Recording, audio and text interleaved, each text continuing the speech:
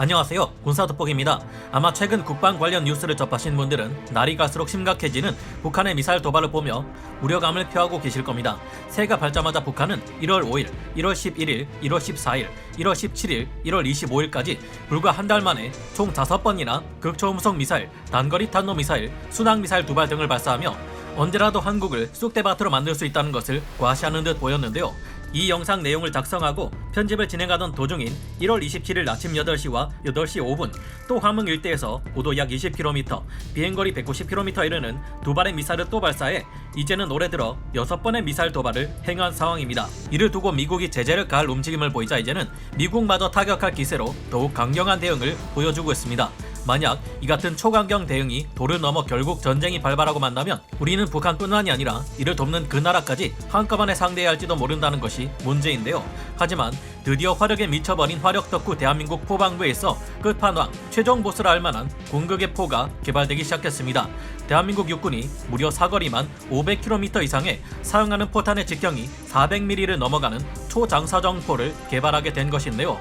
무슨 놈의 포가 거의 단거리 탄도 미사일이나 다름없을 정도인데 사정거리 500km라면 실제로 우리가 개발한 현무 시리즈 탄도 미사일과도 맞먹는 엄청난 사정거리입니다. 모든 무기는 전시에 필요한 역할이 있어서 개발되는 만큼 이런 입이 떡 벌어지는 정신나간 클래스의 무기도 강력한 적의 위협에 맞서기 위해 개발됩니다. 바로 우리와 서해를 두고 대놓고 압박을 가하고 있는 그 나라 때문이죠. 그런데 우리보다 더 미친 수준의 정신나간 궁극의 초장사정포를 만드는 곳이 있습니다. 그 나라와 우리보다 더욱 크게 충돌하는 곳은 역시나 세계 최강의 군을 보유한 미국인데요. 우리보다 더 먼 거리에서 중국을 타격하기 위해 많은 치명적이고 새로운 무기체계를 개발하고 있는 미국은 무려 사정거리가 1850km에 이르는 무지막지한 전략 초장사정포를 개발하고 있는 상태입니다. 이 정도 사거리라면 우리가 가진 현무3 순항 미사일의 사정거리를 뛰어넘고 중거리 탄도 미사일 IRBM에 이를 정도의 엄청난 무기체계인데요. 미국은 중국의 주변 동맹국과 미군 기지들에 미사일을 능가하는 초장사정포를 배치해 유사시 중국을 타격하려 하고 있으며 이 포탄에는 핵탄두까지 탑재되어 적에게 멸망에 가까운 피해를 입히려 하고 있습니다. 이 포들이 탄도미사일이나 극초음속 미사일보다 더욱 무서운 이유는 비용이 훨씬 저렴하며 배치하기도 더욱 쉽고 요격하는 것도 너무 어렵기 때문입니다. 이제 중국과 일본이 유사시 우리 한국을 위협하는 것은 점점 더 불가능에 가까워지고 있는데요. 좀 더 자세히 살펴보겠습니다. 전문가는 아니지만 해당 분야의 정보를 조사 정리했습니다. 본의 아니게 틀린 부분이 있을 수 있다는 점 양해해 주시면 감사하겠습니다. 화력과 사거리의 차원이 다르다. 한국의 전략 초장사정포, 한미 미사일 사거리 지침이 해제되고 난 이후 우리 한국의 미사일과 포 개발이 심상치 않은 수준에 다다르고 있습니다. 우리 대한민국 육군의 차기 자주포 계획을 살펴보면 지능형 무인화가 적용되는 것은 물론 레일건과 레이저포가 적용된다는 정보가 있는데요. 레일건의 경우 100km급 사정거리를 목표로 하고 있으며 레이저포의 경우 400km나 되는 거리의 목표물을 타격하기 위한 계획을 가지고 있습니다. 거기에 더해 심상치 않은 물건이 하나 있는데요. 사정거리가 무려 500km 이상에 이를 것이라는 초장사정포가 그것입니다. 이 포를 배치하게 될 경우 우리 한국군은 포 하나만으로 북한의 전 지역을 타격하는 것이 가능한데요. 일본 방향으로 쏘게 될 경우 히로시마 넘어 오사카 옆에 히메지까지 타격하는 것이 가능합니다. 또한 이 무기를 연평도에서 쏘게 될 경우 중국의 칭다오까지 타격할 수 있습니다. 500km 사정거리를 가진 포라니 왠지 2차 대전 당시 나왔던 구스타프 열차포를 떠올리게 하는데요. 총 중량 1350톤에 전장 47.3m, 전폭 7.1m에 높이 11.6m의 거대한 포는 워낙 거대해서 열차에 탑재되어 운영되었으며 무려 800mm에 달하는 구경의 포탄을 사용했습니다. 주포는 40.69 경장 포신을 사용했는데 그 길이만 32.5m에 이를 정도였죠. 이 구스타프 열차포는 실전에 직접 투입되어 사용된 인류 역사상 가장 큰 대포였지만 그럼에도 불구하고 최대 사거리가 47km에 머물렀습니다. 오늘날 우리 군의 K9 자주포는 이 구스타프 열차포의 사정거리와 비슷한 포탄을 발사하게 된 것인데요. 그러나 우리는 이제 포라는 무기의 개념 자체를 달리하게 될 엄청난 포를 만들 계획을 갖고 있습니다. 우리 한국과 미국이 개발하고 있다는 전략 초장사정포 SLRC는 사실 알고 보면 그 개념은 일찌감치 1950년대에서 60년대에 등장한 익숙한 무기체계인데요. 이때 캐나다와 미국은 고고도 기상 연구를 시작하고 포 발사를 통해 경제적으로 인공위성을 궤도로 올린다는 내용으로 확대된 하프를 진행한 바 있습니다. 실제 이를 위해 제작된 406mm 포를 시험 발사하는 기록도 있는데요. 그리고 오늘날 우리 대한민국은 2020년 국방정책 법안에 의거해 전략 초장사정포에 대한 기술적 타당성을 분석 중에 있습니다. 그야말로 우리 한국에서 대륙간 대포라는 정신나간 물건이 등장할 날이 얼마 남지 않은 것인데요. 406mm 주포라면 역사상 세계 최대의 전함으로 야마토 전함과 라이벌 관계에 있는 미 해군의 아이오와급 전함에 베트남에서 사용했던 그야말로 무지막지한 구경의 물건입니다. 포탄 한 발의 크기가 성인 남성의 키와 맞먹을 정도인데요.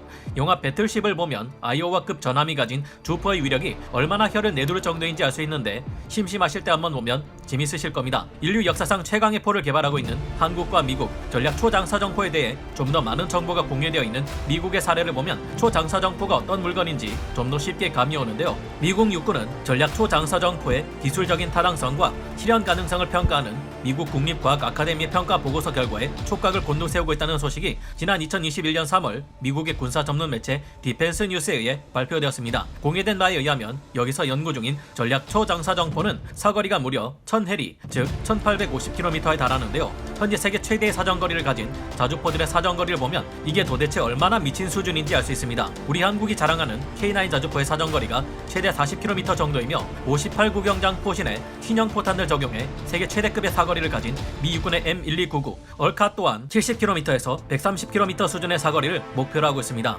항모킬러라는 중국의 대함탄도 미사일 둥펑 21D 정도 되어야 사정거리가 약 2000km에 달하는데 미사일도 아닌 포가 이 정도 사거리를 가진다니 경악할 만한 수준인데요. 국방과학연구소에서 발간하는 책자를 통해 공개된 정보에 따르면 이 전략 초장사정포 SLRC는 LRHW 극초음속 미사일의 경제적 버전이라고 합니다. LRHW에서 한 번 쓰고 버리는 1단 추진 로켓을 포 발사로 대체한 것이 바로 이 전략 초장사정포 SLRC라고 합니다. 현재까지 공개된 사진이나 정보들에 의하면 미군은 이 전략 초장사정포를 우리 한국의 남쪽 끝단에 배치해 서해를 마주보고 있는 중국을 겨냥하게 만들 것으로 보입니다. 이렇게 하면 전략 초장사정포 SLRC의 사거리 안에 베이징과 상하이 등 중국의 주요 도시들 모두가 사정권에 들어가는데요. 그동안 중국과 미국의 분쟁은 해상에서 발생할 가능성이 높기에 미 육군의 역할은 미중 전면전이 일어나지 않는 한 제한적일 것으로 여겨져 왔지만 이제는 아닙니다. 미 육군은 이제 전략 초장사정포 SLRC를 사용해 멀리 떨어진 중국의 비행장이나 해군 기지, 주요 도시 핵심 시설이나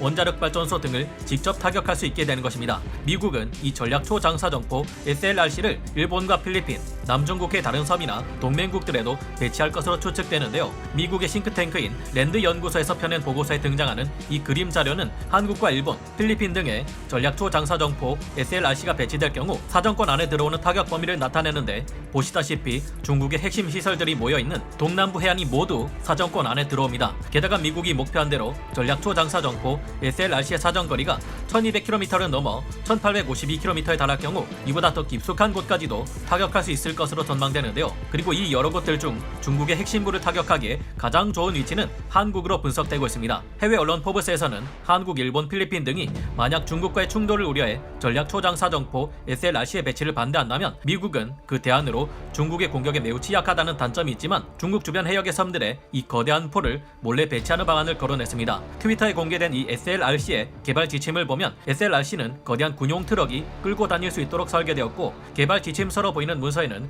8명의 포병이 포를 운영한다고 기록되어 있는데요. 이 전략 초장사정포는 함정이나 수송기로 배치하는 것도 가능해야 한다고 기재되어 있습니다. 미 군사 전문지들은 이 장거리 전략포가 2023년까지는 시제품이 나와 실제 테스트에 들어갈 것이라고 보도했습니다. 초장사정포에 핵탄두를 탑재한다. 얼핏 보면 이 같은 계획은 중국이 미 해군 항모 전단을 둥펑 21D와 둥펑 26 대함탄도 미사일, 둥펑 17 극초음속 미사일 등으로 접근하지 못하게 한다는 반접근 지역 거부 전략 A2AD와 비슷해 보이기도 합니다. 미국은 벌써 해병대 전력으로 하여금 대함 타격이 가능한 NSM, LRASM, 스텔스 순항 미사일 등으로 대치하고 있는데요. 이제는 미국도 중국 주변의 섬들에 대함 타격 전력을 다수 배치해 역으로 중국의 해군 함대가 나오지 못하도록 봉쇄한다는 네메시스 등을 계획하고 있습니다. 중국의 아이디어를 그대로 가져와 똑같이 당하게 만드는 미국판 A2AD라고 할 수 있겠죠. 그러나 이 전략 초장사정포의 배치 계획은 네메시스 프로그램과는 조금 다릅니다. 사정거리가 1852km에 달하는 이 가공할 포들은 방어를 위한 전력을 넘어 전력 타격이 가능한 대륙간 대포이기 때문인데요. 포의 구경이 아무리 거대하다 해도 그깟 포 하나보다 탄도미사일이 낫지 않느냐 하고 생각할 수 있는데 미국은 이 전략 초장사정포에 핵탄두를 장착할 생각도 하고 있는 것으로 보입니다. 중국에서 무력 도발을 시행하려고 하는 즉시 이 핵탄두를 탑재한 포가 발사되면 뭘 해보기도 전에 가만히 앉아서 중국의 동남부 주요 지역 지역들이 어마어마한 피해를 입을 수 있다는 점에서 전략 초장사정포는 굉장히 무서운 무기체계가 될 겁니다. 핵탄두를 탑재하는 것은 쉽게 결정하기 어려운 일이지만 이미 개발되어 있는 기술이며 만약 시행될 경우 중국의 머리맡에 미국의 저렴하면서도 역역하기 어려운 핵무기가 배치되는 것이나 다름없는데요. 일각에서는 이 포를 전투함에 장착해 전함처럼 운용하자는 주장도 있습니다. 전함이 도태된 가장 중요한 이유가 바로 미사일에 비해 크게 부족한 사거리 문제였는데 전략 초장사정포가 전투함에 배치된다면 이런 문제가 한 번에 해결되는 것입니다. 이렇게 될 경우 미 해군에는 다시 과거의 바다를 주름잡았던 전함이 차세대 전투체계와 엄청나게 정밀해진 사격 통제 시스템, 감시 체계를 탑재한 채 부활하게 되겠죠. 우리 한국에서도 500km 사정거리를 넘기는 포가 만들어질 수 있다면 이를 해상에서 운용해 한국 해군 최초의 전함을 탄생시킬 수 있을지 모릅니다. 미사일과 달리 가성비에서 압도적인 포는 지속적인 화력 투사에 있어 극초음속 미사일과는 비교할 수 없는 만큼 우리의 주변국들이 우리를 공격하려 하면 질려버릴 정도의 포격을 퍼부어줄 수 있을 겁니다. 만약 한국과 미국의 초장사정포가 모두 성공리에 개발되어 지상뿐만 아니라 해상에서도 배치된다면 우리의 주변국들이 얼마나 경악할지 궁금해지는데요. 여러분은 이 무기체계에 대해 어떻게 생각하시나요? 오늘 군사돋보기 여기서 마치고요. 다음 시간에 다시 돌아오겠습니다. 감사합니다. 영상을 재밌게 보셨다면 구독, 좋아요, 알림 설정 부탁드리겠습니다.